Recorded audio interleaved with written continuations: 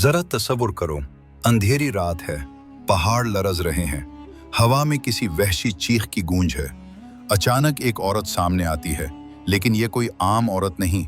उसकी आंखों में रहम नहीं, चेहरे पर इंसानियत नहीं, और उसके हाथों में इंसानी हड्डियां हैं।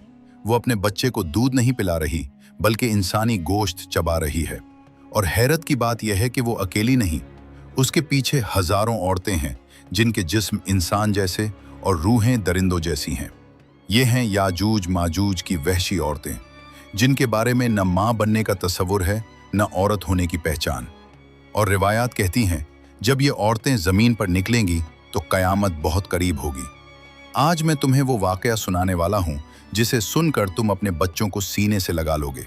नाज़रीन, याजूज माजूज की वहशी औरतें एक खौफनाक हकीकत कुरान मजीद हमें बताता है कि याजूज माजूज एक ऐसी कौम है जिनके बारे में खुद ज़ुल्करनैन अलैहिस्सलाम ने अल्लाह के हुक्म से एक अजीम दीवार तामीर की। लेकिन लोग एक बात भूल जाते हैं, यह कौम सिर्फ मुर्दों पर मुश्तमिल नहीं, उनकी औरतें मर्दों से कहीं ज़्यादा वहशी, दरिंदा सिफत और ख़तरनाक हैं। रिवायात के मुताबिक ये औरतें रहम से खाली होती हैं। माँ बनना उनके लिए इबादत नहीं, बल्कि जंगी हथियार है। उनके बच्चे बचपन से ही कत्ल सीखते हैं। औरतें खुद महाज पर लड़ती हैं और ज़ख्मी दुश्मनों को जिंदा खा जाती हैं। ये बात सुनकर शायद तुम्हें यकीन ना आए, लेकिन याद रखो, कुरान कहता है वो ज़मीन में फसाद फैलाएंगे। फसाद सिर्फ तलवार से नहीं होता, फसाद सोच और फितरत से भी होता है।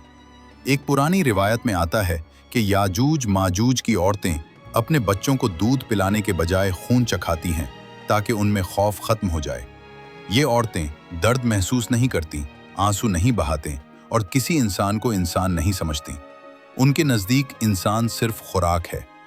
जब हज़रत ज़ुल्करनैन अलैहिस्सलाम इस कौम के करीब पहुंचे तो मकामी लोग चीख उठे, ए नेक बादशाह, ये लोग मर्द नहीं, उनकी औरतें ही काफ़ी हैं हमारी नस्ल ख़त्म करने के लिए।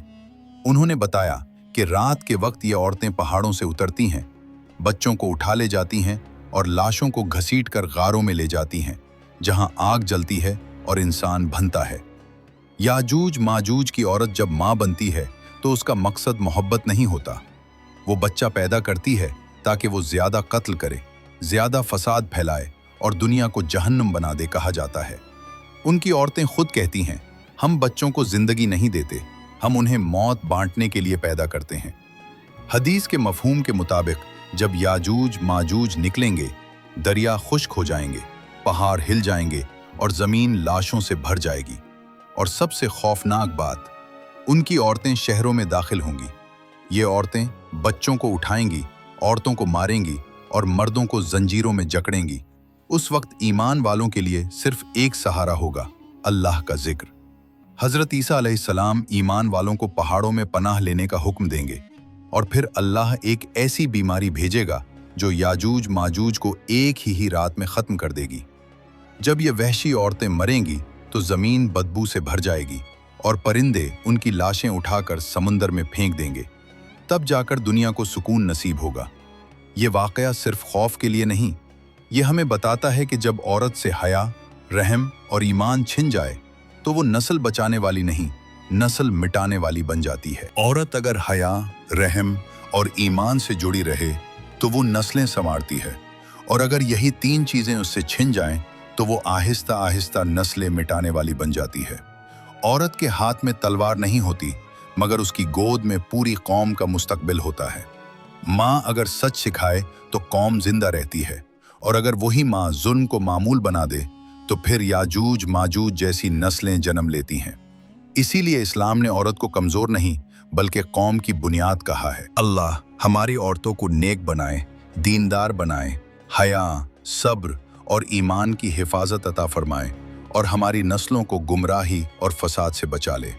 आमीन या रब्बल आलमीन।